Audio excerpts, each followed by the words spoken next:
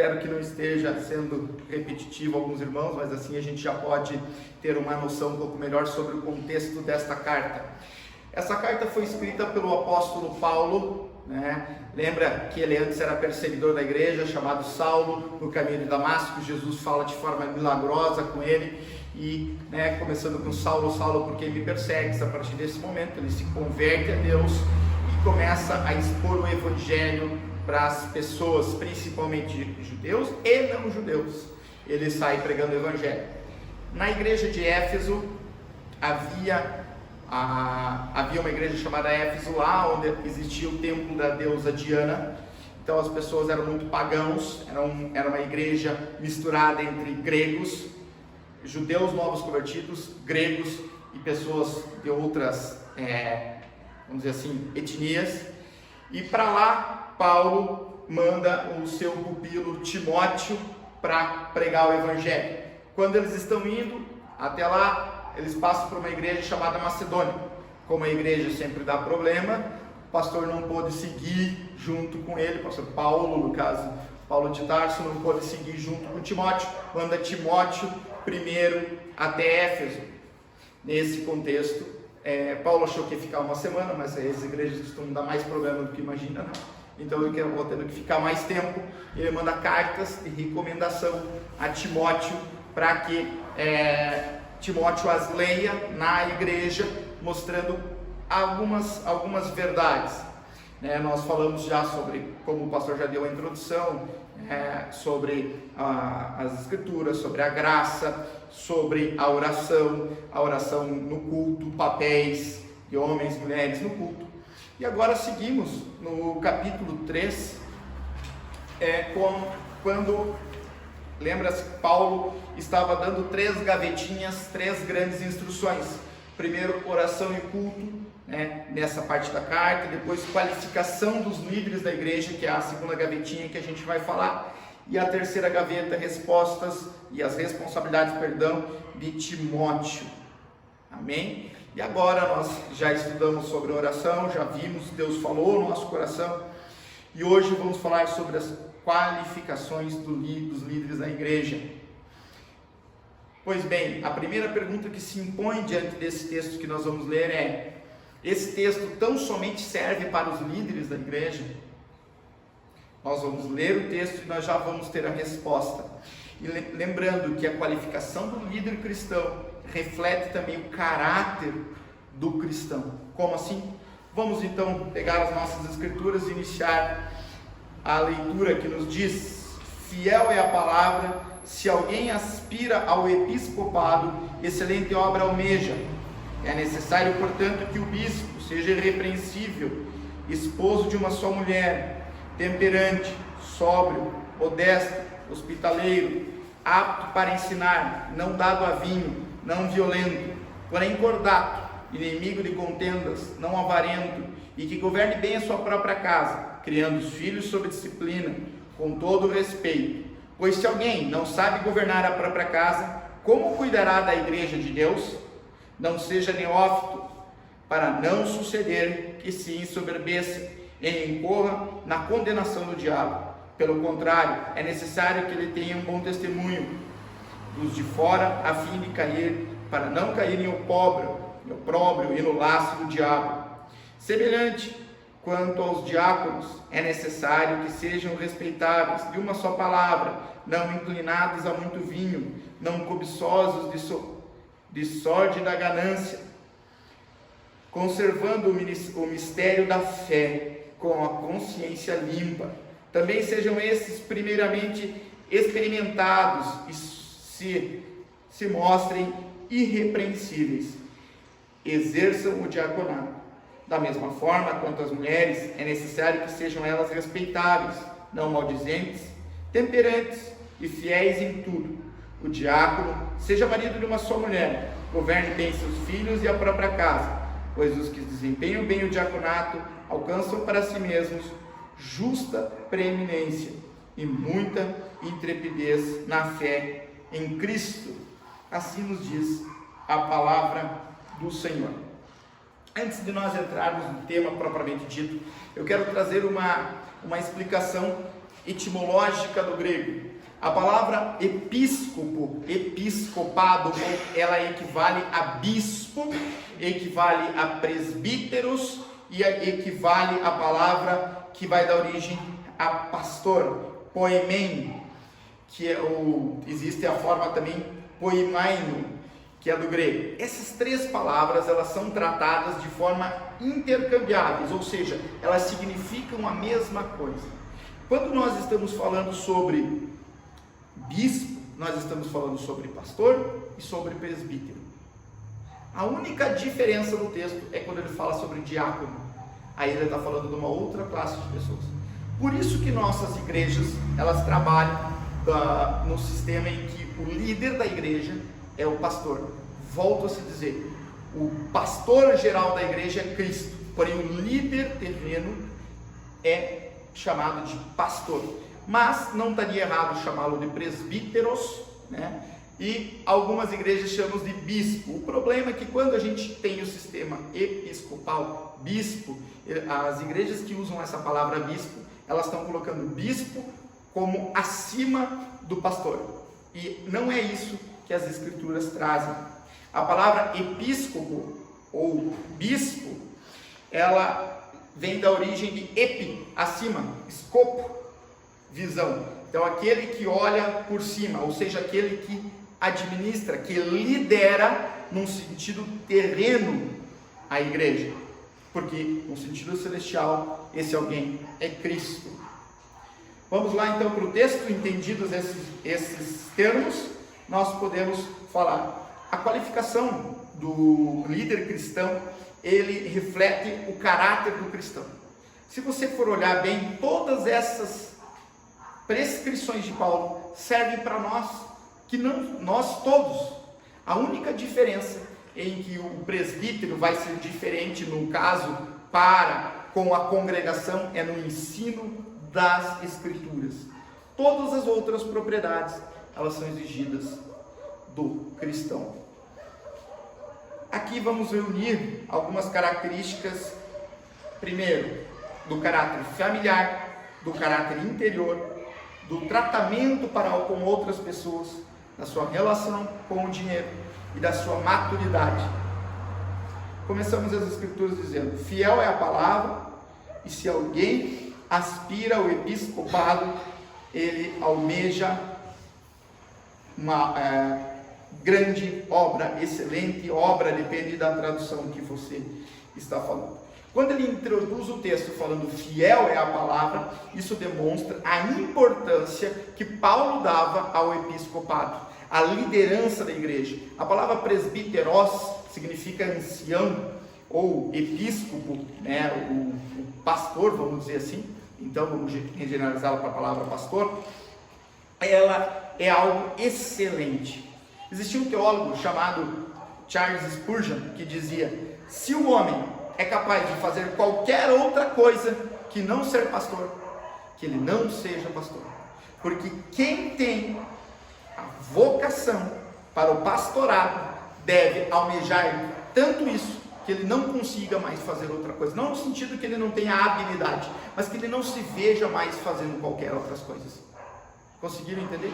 Isso mostra a excelência, a grandiosidade desse trabalho que é o episcopado, o presbitério, o pastoreio. Quando o Spurgeon fala isso, ele não está querendo dizer que a pessoa tem que ser só pastor, não é isso. Mas quando ele almeja algo que não seja o pastorado, ele não é digno do pastorado, porque o pastorado requer coração completo. Muitos falam sobre a palavra vocação. A palavra vocação advém de um chamado vocal, um chamado. Quando Deus tem um chamado para a pessoa, ou seja, quando a pessoa tem a vocação de Deus, ela não se vê fazendo outra coisa que não o episcopado. Seja, então no verso 2, é necessário, portanto, que o bispo seja irrepreensível, esposo de uma só mulher, temperante, sóbrio, modesto, e trazendo outras características. A gente vai por parte. O texto começa falando sobre ser irrepreensível. Irrepreensível poderia ser dito sobre alguém que não possa ser pego em escândalos. Não significa alguém que seja perfeito, mas alguém cuja característica não seja um pecado. Vou dar um exemplo. João Calvino, falando sobre esta palavra irrepreensível, ele dá esse seguinte exemplo: aquele que é conhecido por um pecado não pode ser pastor. Como assim? Aquele lá é mentiroso, aquele lá é ladrão, aquele lá é mulherengo, aquele lá é, sei lá, bandido. Quando o cristão tem algum pecado que pode ser caracterizado para ele, ele não pode ser, ele não é irrepreensível. Não significa que ele não vai mentir, porque nós somos pecadores e às vezes nós somos pressionados e pela fraqueza da nossa carne, às vezes a gente comete um pecado. Mas o pastor, ele não pode ser reconhecido pelo pecado. Ou seja, não pode ser aquele lá, vamos dizer, fulano de Paulo, ou mentiroso. Não pode ser pastor. Mas não é possível que Paulo não venha mentir, porque Paulo, ele é fraco, assim como todos nós, né? Estou dizendo Paulo porque é um Paulo genérico. Ou seja, nós temos que lutar contra a carne, alimentar o espírito, mas nós não podemos viver em pecado. Nós temos que ser irrepreensíveis. Aquele de quem não se tem nada a falar. Não pode se dizer assim, bom, de repente, passa aqui alguém na rua e diz, aquele que está pregando lá, aquele lá está respondendo porque é pedófilo. Como assim? Então ele não é irrepreensível. E a palavra irrepreensível vai na introdução de todas as outras características que Paulo fala sobre o presbítero. É necessário que ele seja irrepreensível, esposo de uma só mulher. Esse termo, mia ginaikos andra, homem de uma só mulher, tem várias interpretações quando a gente vai para o grego. Porém, o compilado delas nos fala, por exemplo, aquele homem que não comete poligamia. Como assim? Esperaria-se de alguém ter poligamia, ser marido de mais do que uma mulher? Agora imagine o contexto de evangelismo, em que um líder africano se converteu, ele é marido de 7 mulheres. É orientado que ele fique com a primeira mulher, sustente as outras 6, mas com elas ele não tenha relações, né? Que ele fique que ele seja homem agora a partir daquela sua mulher, mas ele não pode ser pastor, porque ele exerce a poligamia. Mas é uma coisa que nos assusta, né? Poligamia na igreja? Não, nós estamos isso falar num contexto de novo convertido. Por quê? Porque aqui, nas falsas doutrinas que eles estavam combatendo, existia judeus do primeiro século que tinham a poligamia. E aqui está sendo combatido a poligamia. Portanto, é combatido para nós hoje, até o dia de hoje. Um homem que não seja divorciado, né? Voltando ao termo mia ginaikos andra, né? No grego, é um homem que não tenha sido divorciado de forma incorreta. Bom, como assim? A Bíblia ensina que o casamento é feito para ser eterno, é feito para ser, para representar o relacionamento de Deus e a igreja. Mas a Bíblia também dá, pela dureza do nosso coração, 2 formas de que um casamento possa terminar. Quando há traição, a parte traída pode anular o casamento, pode pedir o divórcio, e quando há abandono do cônjuge. Exceto essas 2 formas. Todas as outras formas de divórcio, elas são consideradas pecado. Eu me divorciei porque eu tenho incompatibilidade de ideia. Peraí, mas você não namorou, você não noivou, você não deu tempo de saber que eu me separei porque meu marido é gremista e eu sou colorado. Ou porque nós não damos mais certo. Eu me separei porque agora minha esposa está doente. É muito comum que homens abandonem o lar, homens do mundo, né? Mas para nós isso não é de forma alguma aceitável. Portanto, o presbítero não pode, em nenhum motivo, ou nenhum momento de sua vida, ter se separado de forma ilícita. E a terceira forma de interpretar esse texto, né? Mia Ginaicos Andra, é um homem que não viva em adultério. Não pode um homem que por algum acaso vive em adultério, ou vulgo mulherengo, ou galinha, como queiram colocar, não pode ser líder da igreja. Não pode. Não. Agora, esse texto é necessário, portanto, que seja irrepreensível, esposo de uma só mulher. Ele não proíbe que solteiros sejam pastores, líderes, porque em outros textos há a recomendação de que se possível, mantenha a castidade. Logo, se o pastor pode ter castidade, ou seja, não ser casado, ele não há então uma proibição direta dos solteiros em serem pastores. Isso é óbvio, uma questão de lógica. Não há proibição. Porém, se o pastor for casado ou era solteiro e casou-se, ele deve manter-se com uma só mulher. Outra situação também, muito pelo contrário, aqui está indo contra o que nós temos dos padres, que é o celibato universal. Está bem clara a Bíblia, ele seja homem de uma só mulher. Então não é impossível o líder no sentido terreno, ser casado. Ele não precisa obrigatoriamente ser celibatário. Na verdade, as cartas ensinam que é melhor que ele seja celibatário por conta de ele poder dedicar-se mais tempo à obra. Porém, a Bíblia não descarta o fato de ele poder ser casado, e muito pelo contrário. Não há uma proibição direta. Ou seja, o celibatário universal, ou seja, o líder não casar, isso é uma invenção humana e não bíblica.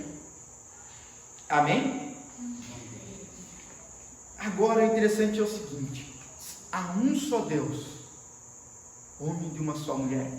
Mais uma vez, Deus está demonstrando o relacionamento dele com a igreja relacionado com o matrimônio. Ele está relacionando um só Deus, um só mediador entre Deus e o homem, uma só mulher.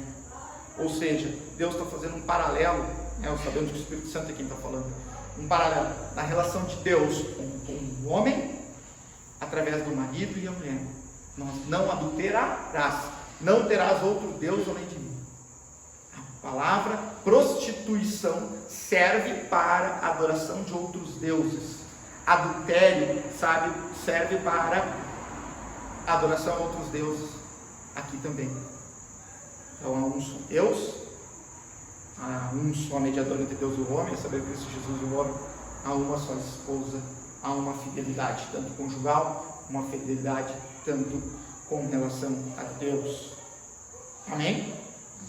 Temperante é alguém lúcido, que toma decisões com sabedoria, não é afobado, não é instável, não toma decisões com base no estado emocional. Eu costumo, quando falo sobre esse texto, eu costumo dar um exemplo que até nós vimos tinha um filme, um elefante dentro de uma loja de cristal. O elefante dentro da loja de cristal, quebra, começa a destruir tudo. Então o presbítero ele não pode tomar decisões de forma iracunda, por exemplo. Não é aquela história, o cara liga para você, você tem aqui para comprar um carro, quer comprar, o cara acaba comprando, sem orar, sem ter o discernimento, a sabedoria para tomar as decisões corretas quanto à igreja. Então essa é uma característica já do relacionamento dele com relação às outras pessoas e com relação à sua própria liderança. Alguém que seja lúcido, não seja afobado, o vulgo elefante na loja de cristais. Sóbrio, conduta digna de todos os aspectos do comportamento. Aqui a palavra sóbrio no sentido de ser equilibrado. Aqui não é sóbrio no sentido de contrário a bêbado, não, ou contrário a drogado, não. É alguém completo, alguém que seja sóbrio, em que o que ele diz, ele faz. Muitas de nós conhecemos aquela frase que o mundo diz: faço o que eu digo e não faço, faço. Não, para o presbítero isso não é compatível com a sua função. Aqui, hospitaleiro. A palavra hospitaleiro vem de amigo dos estrangeiros. É alguém que recebe visitas, mas não é só no sentido como nós conhecemos hoje, mas recebe o necessitado, recebe o refugiado, recebe aquele que precisa de algo, aquele, ou seja, o pastor, o presbítero ou o bispo, é aquele que sabe estender a mão, tem na sua casa a extensão da igreja. Na verdade, a igreja é a extensão da sua casa, a gente vai ver aqui depois, mas que consegue estender a mão ao necessitado. Isso é uma característica do pastor. E aqui seguindo o verso 2, modesto hospitaleiro, apto para o ensinar. Essa é a grande diferença do presbítero para o diácono. Do diácono não há a obrigação de ensinar. E aqui tem uma coisa interessante. Nós vimos na semana passada, nós vimos quanto a Bíblia é amorosa para com as mulheres, apesar de haver várias acusações de machismo contra as mulheres. E nós vimos que uma das funções que a Bíblia não dá às mulheres é ensinamento congregacional. As mulheres não podem exercer o ensino para homens na congregação. A mulher pode ensinar mulheres, a mulher pode ensinar crianças, mas não a homens de uma forma congregacional. Ela não pode liderar. Logo, a mulher não pode ser pastora. Não existe esse termo. Pastora, bispa, presbítera. Não existe essa palavra no grego, não existe no português. E a função não existe na vida real. Então, todas as igrejas que tiverem pastoras, que tiverem bispas, pregadoras, não estão seguindo a orientação das Escrituras. E isso não tem a ver porque a mulher é menor ou maior, ou melhor ou pior do que o homem. E sim, a mulher é diferente do homem. Nós já vimos isso na semana passada e lembramos até da justificativa que Paulo deu. Quando Paulo fala sobre isso, ele apela para Gênesis, sobre a criação. Primeiro Adão foi criado, depois Eva, e também por causa que Eva cedeu à tentação da serpente e ofereceu o fruto depois para Adão. Isso não tira a culpa de Adão, mas mostra que ambos foram tentados de forma diferente. E portanto, se a justificativa para o fato de a mulher não poder ensinar é uma justificativa que é eterna, todos nós somos filhos de Adão e Eva, logo a aplicação não é apenas para aquela época. A aplicação desse texto transcende, porque a justificativa transcende aquela época. Exemplo, se ele falasse assim, a mulher não pode ensinar por causa que ali é muito perto do templo de Diana. Poderia, mas não foi isso. A mulher não pode ensinar por questões lá da criação e da queda. Logo, se fosse por causa do templo de Diana, seria uma justificativa extremamente local, portanto a aplicação seria local. Logo, se a justificativa é transcendental, ou seja, até hoje nós estamos sobre essa mesma justificativa, a afirmação também se mantém até hoje. Por mais que é doído nós vermos denominações tradicionais, até é interessante, eu estava lendo a Bíblia Luterana, estudando esse texto, e lá fala que as mulheres não podem ser pastores. Só que aqui é uma pastora, né?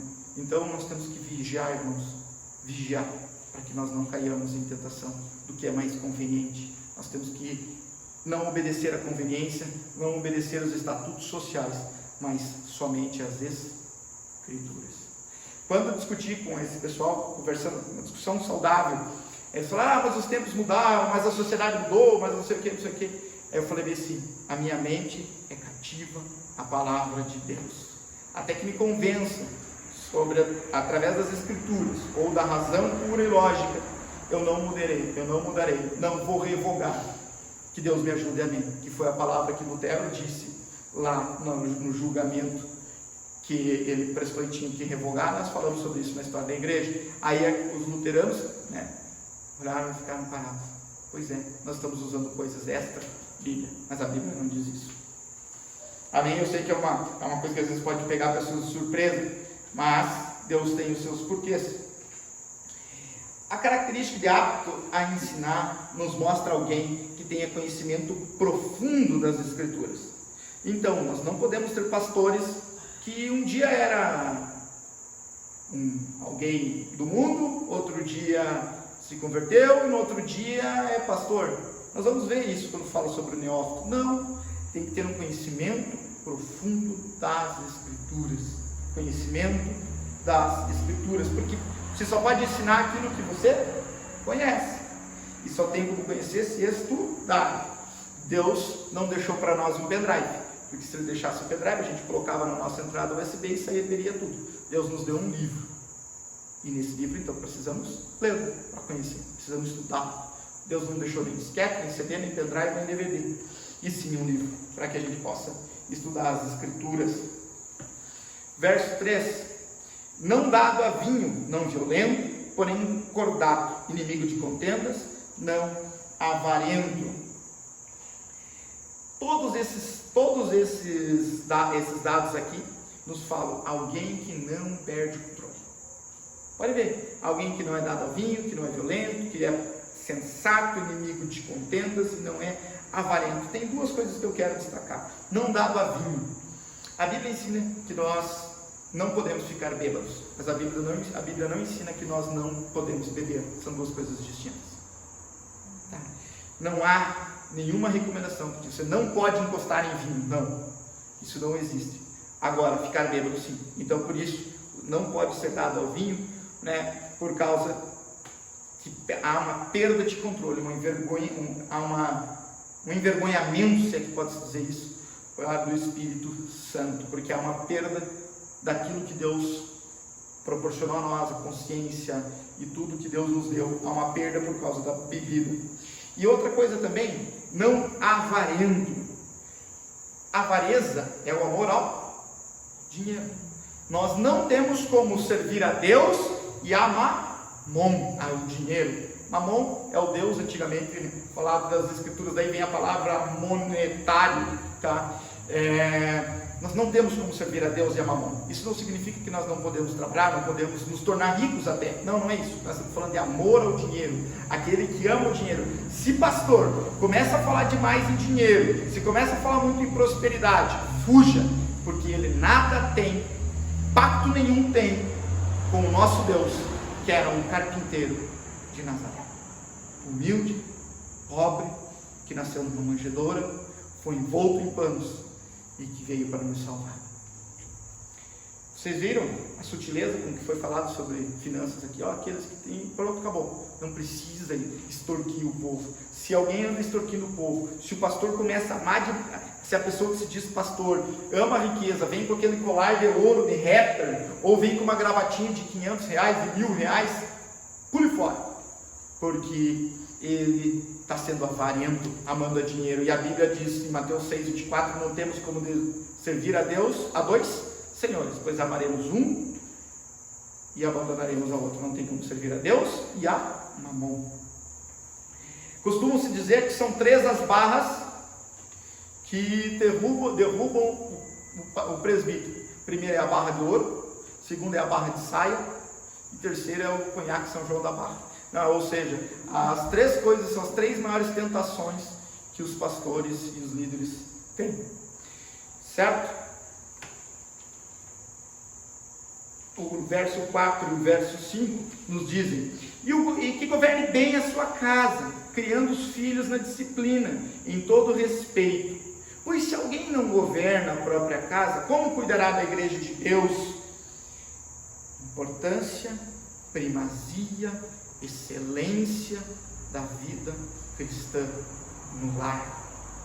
Não existe como ensinar se não viver algo diferente em casa, se não viver uma vida que agrade a Deus em casa. Isso não significa que nós não vamos ter contendas, dificuldades, mas um marido que ame a sua esposa, uma esposa que seja submissa ao seu marido, no sentido submisso bíblico, não no sentido de abaixo ou humilhada, não, no sentido de estar sob a mesma missão, submissa, sob a mesma missão.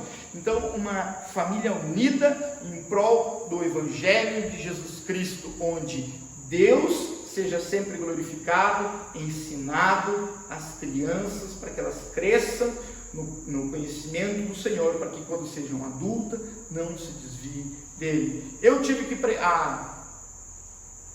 4 meses atrás, eu tive que dar voz de prisão para um suposto pastor que maltratava a sua esposa. Fiquei sabendo disso no consultório. E como uma denominação deixou um pastor que não governava bem a sua casa ser pastor? Quer saber se o pastor é bom? Pergunte para a esposa dele. Esse é o melhor pastor. Não importa se ele conhece toda a teologia do mundo. Não importa se ele tem uma retórica boa. Hitler também tinha a melhor retórica do mundo foi de Hitler.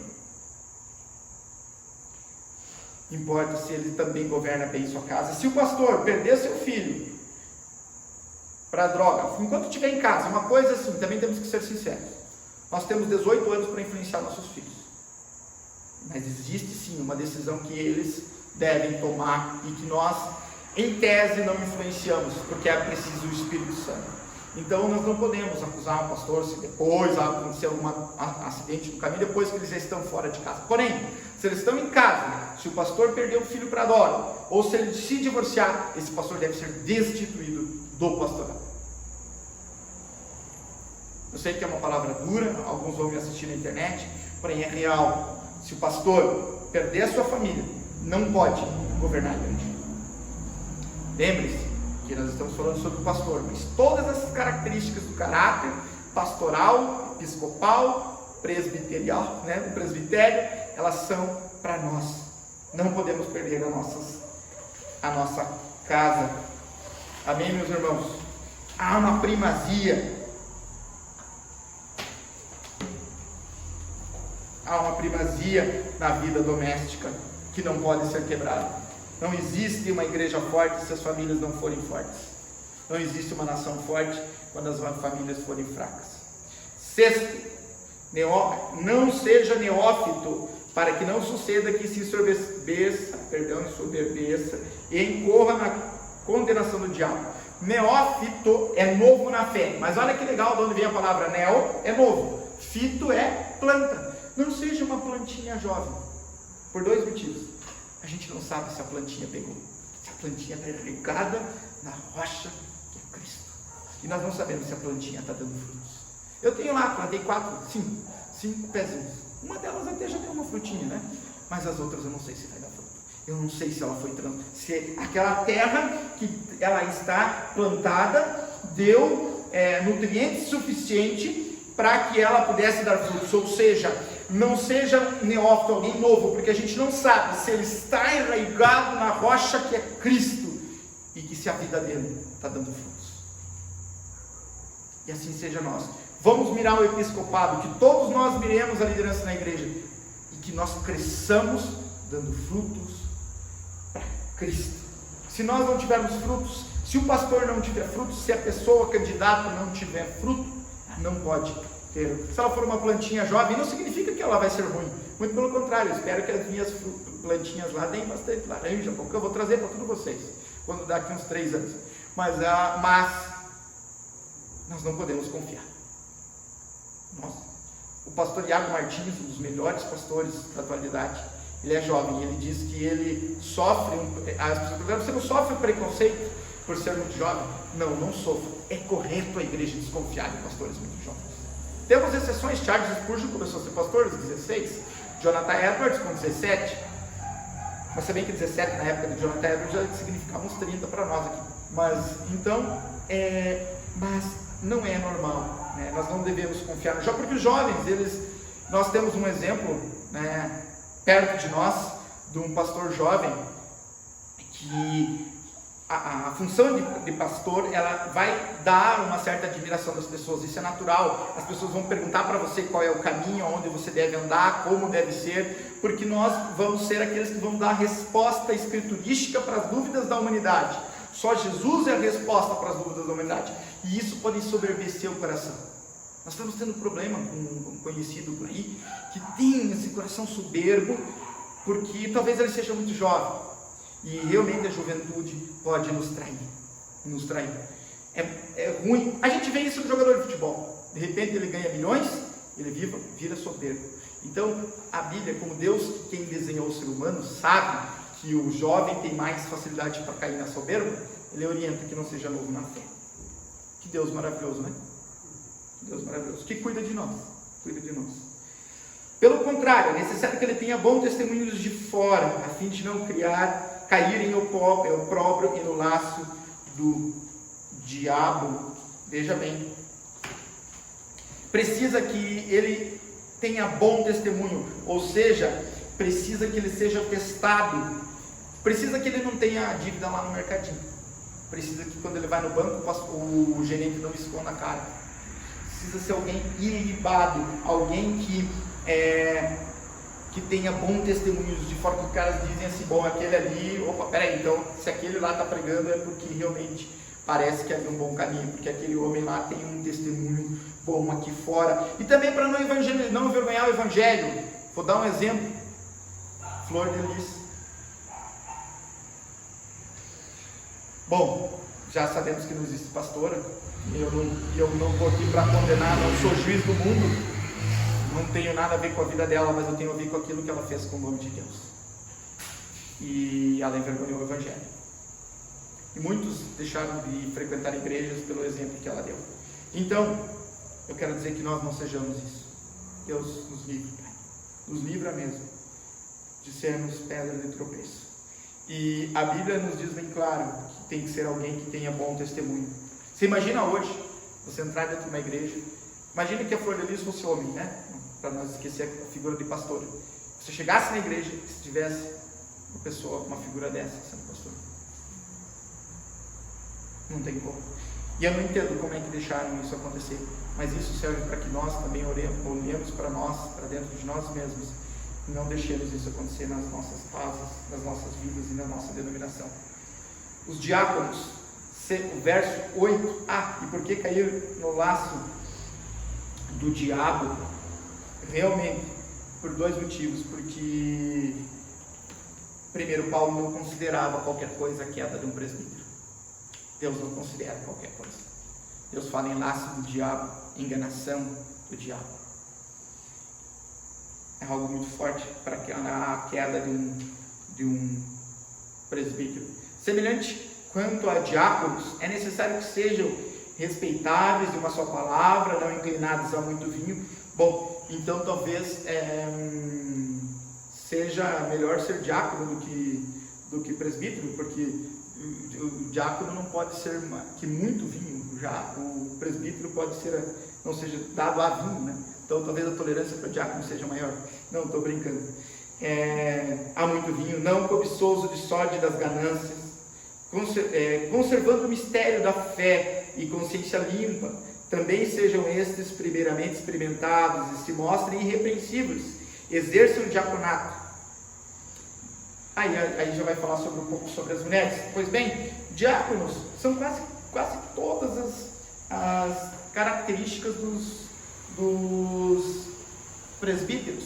O Novo Testamento traz lá em Filipenses 1:1 quem eram os diáconos. Os diáconos, eles tinham a incumbência de ter o serviço da igreja, cuidar dos pobres, dos órfãos, cuidar da igreja, da limpeza da igreja, do serviço todo da igreja. O que eles não tinham era a função de ensinar, leia-se pastorear. Os diáconos não são pastores, né? Diakonós serve, do grego, significa servo. A lista traz recomendações do caráter mais do que do ofício, como a gente já viu. Veja o verso 9, né? Porque os outros já são quase que repetidos, né? Conservando o mistério da fé em consciência limpa. A palavra grego mysterion é uma expressão paulina que se diz todos os ensinamentos necessários para o conhecimento do Evangelho de Jesus Cristo. Isso são os mistérios da fé. A gente vê isso em Romanos 16, 25 e 26. O que? O mistério da fé é uma forma que Paulo usou para falar de todo o conhecimento escriturístico para se levar um homem à salvação. Ou seja, desde criação, queda e redenção. através de Jesus Cristo como o único Senhor e Salvador. Então é isso, que se mantenha a boa doutrina e com a consciência limpa, bom entendimento do Evangelho, comportamento coerente com o Evangelho, esquivando-se de falsas doutrinas. Eu costumo lembrar aquela história e essa história é real, do Banco Central dos Estados Unidos. Tinha um senhorzinho que era responsável pela identificação de notas de $100 falsas. E tinha até que todas as notas normalmente não chegavam até ele, porque ele era o último escalão. Antigamente, quando não tinha computador, os computadores eram muito remotos, a IBM ainda estava começando. E aí uma vez chegou uma nota que ninguém detectou que era falsa, e perguntaram para ele, ele olhou assim: não, está na cara que essa aqui é falsa. Aí perguntaram: mas como assim? Não, está aqui, é falso por causa disso daqui. Aí perguntaram para esse vovozinho: o senhor conhece por acaso todas as notas falsas do mundo? Aí ele disse: não, mas eu conheço bem a verdadeira. Logo, eu consigo definir o que é falso, porque eu conheço muito bem a verdadeira. Então, função do diácono é, assim como todo crente, conhecer a sã doutrina. O verso 10 fala ali sobre serem experimentados e se mostrarem irrepreensíveis. Então, aquela mesma coisa que vale aos presbíteros, alguém que não possa ser pego em escândalo. Agora tem um detalhe. Já pensaram, irmãos, tudo isso só para presbíteros, diáconos? Não, volto a dizer, são qualidades para cada cristão. Ou você é um presbítero, ou você é um diácono, ou você é um pastor. Crente não é feito para ficar em banco de igreja. Ou você é pastor, ou você é diácono, ou você é um impostor, que não está levando a sério o ide por todo mundo, pregar o Evangelho a toda criatura. Mulheres, verso 11: da mesma sorte quanto as mulheres, é necessário que sejam elas respeitáveis, não maldizentes, temperantes e fiéis em tudo. Que mulheres? Podem ser as mulheres dos diáconos, as mulheres que dão assistência aos diáconos. Talvez essas são duas interpretações possíveis, porém menos prováveis. A interpretação eram diaconisas mesmo, mulheres assistentes na igreja primitiva, que cuidavam de doentes, auxiliavam nas obras de caridade. Veja, eram essas mulheres. Então, diaconisa existe, Então, uma presbítera não, pastora não, mas auxiliar, diaconisa, sim. Porque não é um ofício de ensino das Escrituras, é simples. É um ofício, trabalho na igreja. Olha lá, maldizentes, moderadas, fiéis em tudo, mostrando um equilíbrio na vida das mulheres. Acho que se Deus pudesse pedir uma coisa mais fácil, mais difícil, não existe, Equilíbrio na vida das mulheres, assim como dos homens. Viver conforme aquilo que Deus estipulou. O diácono seja marido de uma só mulher, governe bem seus filhos e a própria casa. Já saindo ali das mulheres, voltando para uma exposição aos diáconos. Veja bem, mostrando mais uma vez a primazia que Deus dá no cuidado do lar. 13. Pois os que desempenharem bem o diaconato alcançam para si mesmos justa preeminência e muita intrepidez na fé em Cristo Jesus. A posição de honra refere-se a respeito, porque é comum os diáconos, os líderes das igrejas de todos os tempos, desde Agostinho de Hipona, Tertuliano, os pais da igreja, os reformadores, Lutero, Calvino, John Knox, todos eles acabam tendo as pessoas acabam tendo um certo respeito. Mas se a gente colocar isso diante da nossa humildade, de que nós não conseguimos isso tudo sem Cristo, nós conseguimos viver isso bem. O problema é quando nós colocamos esse respeito como uma adoração, ou seja, nós precisaríamos, a necessidade de ser afirmado ou reafirmado por terceiros. Não, a Bíblia está dizendo que vai alcançar um certo respeito pelos demais, mas é um respeito cristão, é um respeito sem a adoração, tá? E uma ousadia, confiança resultante no poder do Evangelho e uma intrepidez na fé em Cristo, porque quem vê a obra de Cristo, não tem como não ganhar coragem, intrepidez ao falar o Evangelho. Por exemplo, tem o exemplo da minha sogra, que quando não tinha dinheiro para pagar a conta de luz ou água, não sei o que era das duas, ela veio a conta com R$0, 0 centavos. Obreira de Deus, auxiliando o seu marido que é pastor, daí veio a conta 0. Aí ela ligou de atrás e realmente a companhia disse que era R$0 que ela tinha que pagar. Então alguém que vê o agir de Deus, tanto de forma extraordinária, nesse caso, como de forma ordinária, ela acaba tendo intrepidez, coragem, e é uma bênção que Deus nos dá. Amém? Eu quero trazer algumas aplicações à igreja sobre esse texto. Primeiro, o episcopado, ou seja, a liderança, é algo maravilhoso para se desejar. As características do presbítero é algo maravilhoso para se desejar. Não é algo ruim. A Bíblia diz que é difícil, não, mas não é ruim, é algo bom. Deus tem promessas maravilhosas. Sempre dizer que tem coisas que só acontecem com o milionário e com filhos do missionário. Há um poder soberano de Deus e sobrenatural também sobre esses livros. Primeira aplicação: devemos buscar as características dos líderes e serviço cristão. Volto a dizer: ou você é um pastor, ou um diácono, ou um impostor. Óbvio, missionário, está dentro dessas características. Mas o que eu quero dizer é: se você está no banco, só olhando a vida passada, a tua vida cristã passada, a tua vida eclesiológica, ou seja, a tua vida na igreja passar, e você não faz parte de nenhum ministério, de nenhum auxílio à obra de Deus, você é um impostor no seu cristianismo. Segundo, nosso casamento e família devem refletir o caráter cristão. Se o seu casamento não refletir o caráter de Deus em você, reveja seu cristianismo. Se os seus filhos não seguem os preceitos de Cristo, os filhos que estão sob nosso domínio, nós não estamos falando de filhos mais velhos, reveja seu cristianismo. Terceiro, Deus não tolera o pecado em sua obra. Deus sabe a impossibilidade da perfeição, mas Deus quer corações moldados. Deus quer um coração que seja mudado dia após dia por Ele. Oséias 6,6 diz: coração quero e não sacrifícios.